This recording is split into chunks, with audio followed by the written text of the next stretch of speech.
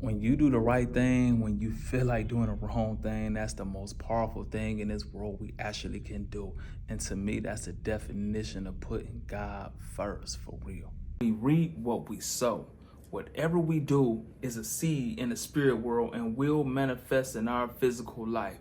Scripture teaches us give and it will be given to you, but a lot of times, a lot of us don't believe that's real because the person we gave to ain't gonna do a thing for you. And just because we give, we think we're supposed to receive when we want to receive, but that's not how scripture work, and that's not how the spiritual laws work. It's just like when you plant a seed, you get your harvest in due time. And when you give, you're not gonna receive from the person you gave to or when you think you should get it, but it's gonna come when that harvest comes. And sometimes it's when we least suspect it and who we least suspect it from. And just like our actions, such as giving is seeds, our thoughts are seeds. Scripture teaches us, as a man thinketh, so is he. So our thoughts become things. Our thoughts ain't just something going on in our head. It's actually seeds to the spirit world. So whatever we thinking about, we attract that to our life. It grows a harvest in our physical life. Thoughts become things, just like our words are so powerful. Our words are seeds. So if we keep speaking hate, death, we sowing seeds to the spirit world where all the hate, death manifests in our physical life. So our thoughts are seeds, our words are seeds, our actions are seeds. Walk in your own purpose. Do what God put in your heart. Walk in your own gifts. Follow your passions.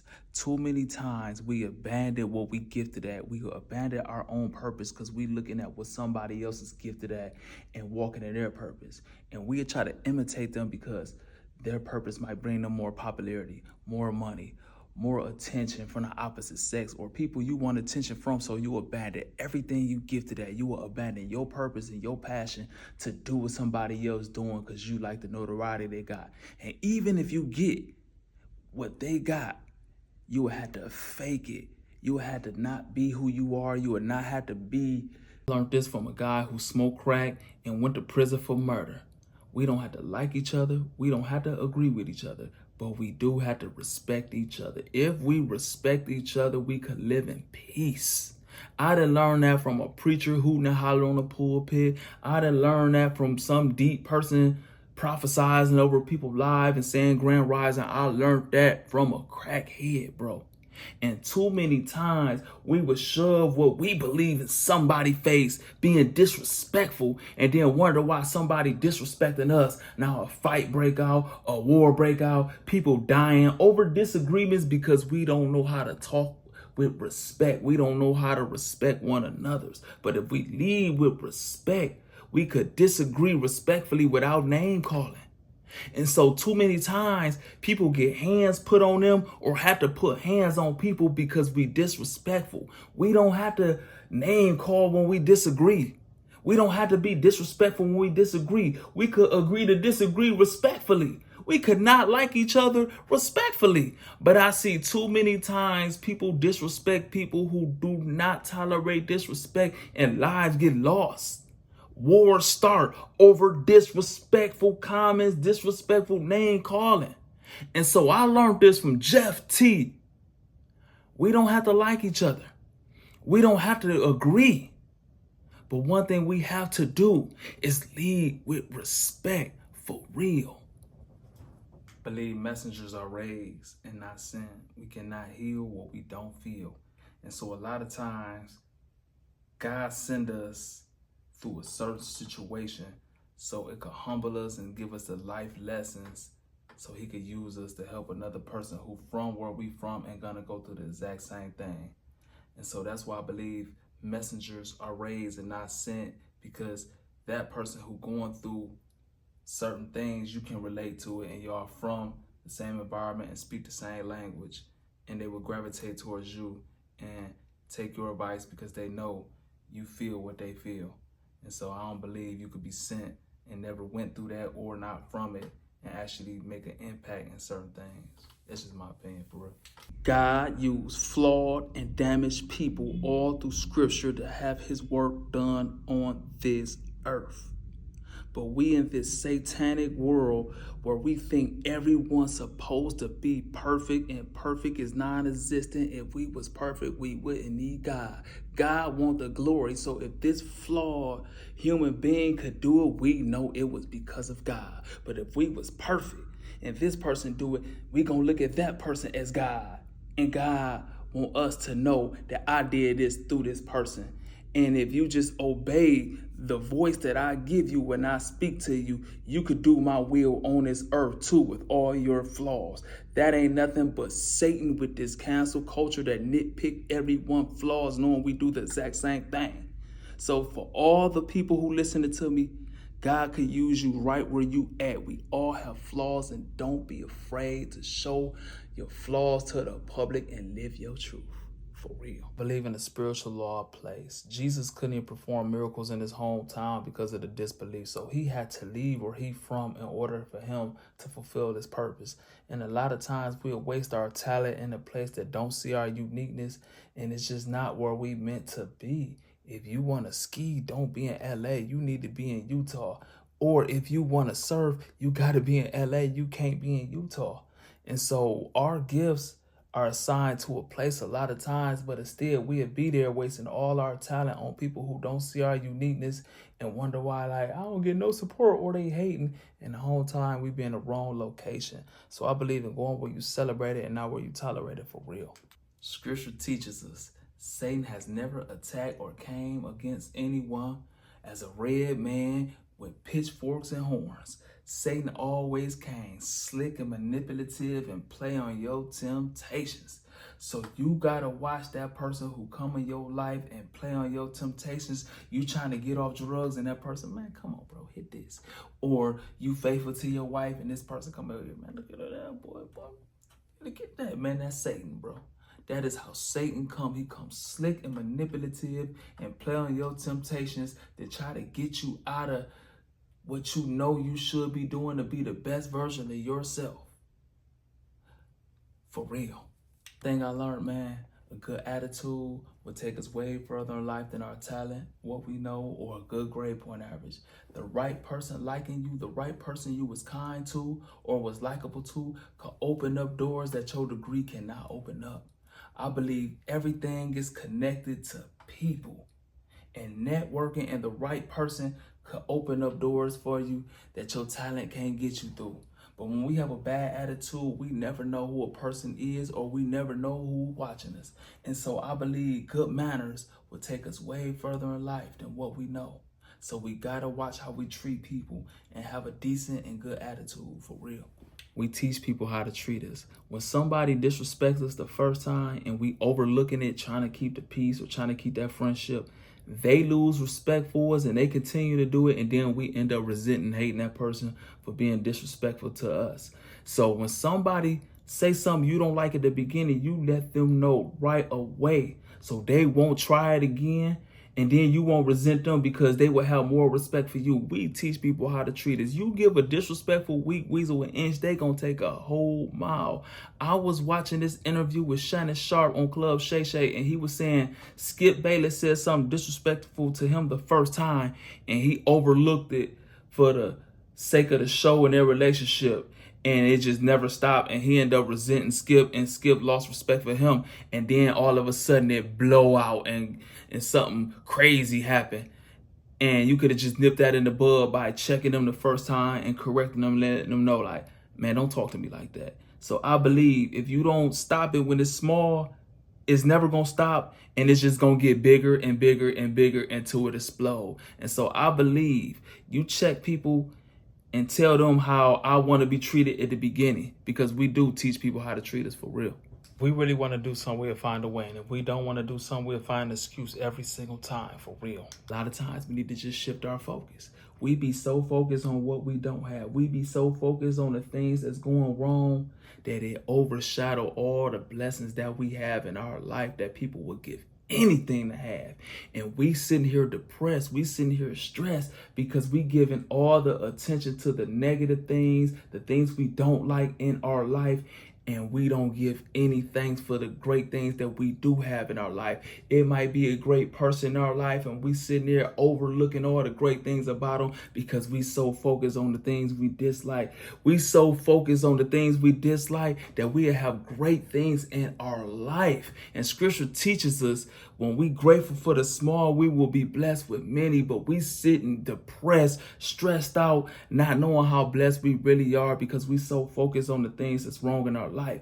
And if we take the time to take the magnifying glass off of all the things that's wrong and shift it to all the things we have in our life that we should be grateful for, that will relieve a lot of stress, that will relieve a lot of negativity in our life, a lot of depression, and we have more of an inner peace if we just shift our focus on things to be grateful about instead of dwelling on what we don't have and what we want and what's wrong in our life. So a shift in our attitude and a shift in our focus can bring a lot of peace and a lot of joy in our life for real. Scripture teaches us, those without sin cast the first stone.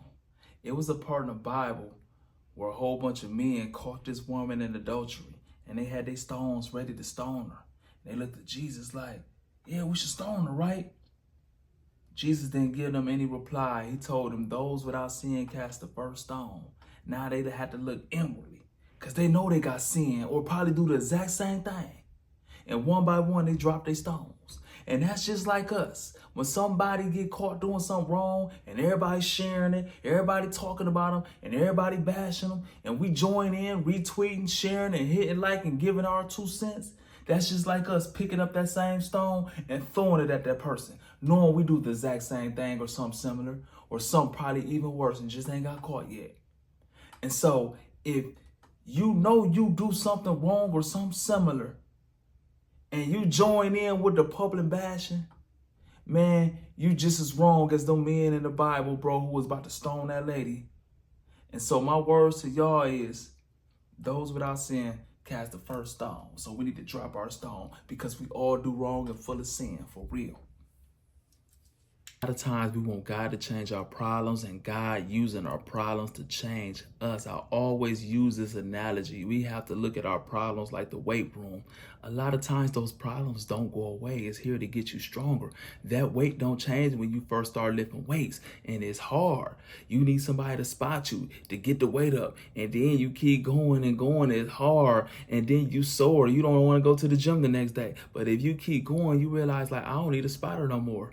Oh my goodness, it's getting easier. I could do more reps now. I'm not even that sore. The weight never changed. You just got stronger.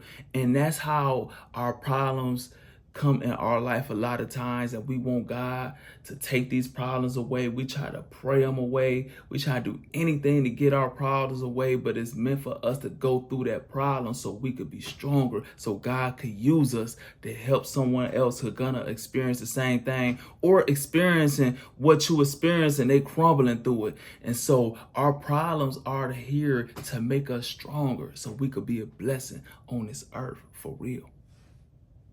Be correctable. Be correctable. A lot of times we do the wrong thing over and over and expect different results, and we get these same results by doing the same thing. And we could actually change or do it the right thing if we would accept correction. But we are too insecure, too thin-skinned, or too arrogant when somebody correct us, and so now it's a debate or going back and forth, or we get offended and don't even want to talk to that person no more. And they were just offering correction. And so we run to the weak weasels who ain't gonna correct us on nothing. They just agree with our BS because they full of BS too. And when we live like that, we can't be the best version of ourselves or do anything of significance in this world. I believe healing is an inside job. Healing is an inside job, and we get distracted by all these outer things. Touch this, burn this, do this, and that's like putting a Band-Aid over a stab wound. But when we understand, when we go through something and we face it and it get painful, and understand it was meant for me to go through this so I could be used on this earth to do better, you will heal from the inside when you understand I had to go through this so I could have empathy for somebody else who's gonna go through that or went through that. I had to go through this so I could be tested, so I could have a testimony to mentor other people who gonna go through the exact same thing. When we go through our trials and tribulations and we understand we had to go through this so we can get through this and become a better person, we can heal by using our problems and look at it as a blessing so we could help another person who's gonna go through the exact same thing. And that's how we can heal ourselves when we face it and understand, like, it's not right what I went through, but I had to go through this so it could give me understanding. We cannot heal what we don't feel. And when we go through things, we feel a certain way about it. When somebody else go through it, we could feel their pain and we could help them. And that's how we could heal ourselves from the inside out. But people are weapons of mass destruction. Burn this, say this, touch this. And that's just a temporary feeling to get us out of our misery for one complete second. And now we feeling good for a minute, but we not healed. It's like putting a band-aid over a stab wound. And people who don't teach you how to heal from the inside out ain't nothing but a distraction, because we cannot heal what we don't feel for real. We cannot be the best version of ourselves or achieve anything of great magnitude being in our comfort zone. Anybody who did anything great in this world had to leave their comfort zone. It was this analogy by this pastor that I was listening to. And he said, when a baby eagle was in a nest, the mama eagle had to put certain sticks in there to make the nest get smaller and smaller so the baby eagle could start getting poked and be uncomfortable. Because if he comfortable, he would never get out that nest and fly. But he gets so uncomfortable in that nest that he finally get out and learn how to fly and soar and be a great eagle. And that's just like us. We don't want to go through any pain, any agony, not take any losses. So we stay in our own little comfort zone and do what we always done and wonder why we get the same results. We don't ever want to leave our hometown. We don't ever want to leave this job. We don't ever want to do anything because we're scared of the unknown and scared to walk in faith. And so sometimes we got to take that step in faith and get out of our comfort zone for us to be the best version of ourselves, for real. Some things and some people are only meant to be in our life for a season. What works over here might not work over here. What got you here might not work getting you here. And sometimes we hold on what God is trying to take away. We hold on to things we should be letting go. And we wonder why all of a sudden stuff not working. We have so much baggage in our life. We're trying to carry things to this level is not meant to be in that level. Those old relationships might be good for that season, but to get to this situation and to get to this next level of your life, you cannot talk to that person 30 minutes a day. You cannot talk to that negative gossiping person if you need your focus to be here to get there. It takes so much focus to get to the next level of your life and get to the next level after that. It takes so much focus, and some things and some people are simply a distraction. And if we don't let go what God trying to tell us to let go, hold on to old things, a lot of times we will be stuck or we will be drawn back to where we work so hard to get out of. So some people and some things are only meant for a season in our life. And I'm not saying go cut off everybody you love, but some people you might have to talk to less. Some people you might have to love from a distance. Some things you might have to let go. But if you cool at where you want to be and that's where you want to be forever, and it's not bringing you any stress that you're not growing, hey, to each his own. If you want to go back to where you worked so hard where you came from, to each his own. But if you want to elevate to the next season, the next thing in your life, a lot of times you might have to let go of things that's keeping you at that level or hold you back to where you came from, for real. One thing I want to leave behind is people to get the message that I've been trying to get across, and that is lead with love and respect. Lead with love and respect. And do unto others as we want done to us. Treat people the way we want to be treated. Always be totally self-accountable. We can't fix or change anything in our life as long as we blame them and give them all the power. So we have to self-correct. And the most important thing is what I really stand on is be who you are, even when it's unpopular. Follow what God put in your heart and not the trend of the cool or popular people. And so if I could leave behind anything to this world, that's what I would leave behind, for real.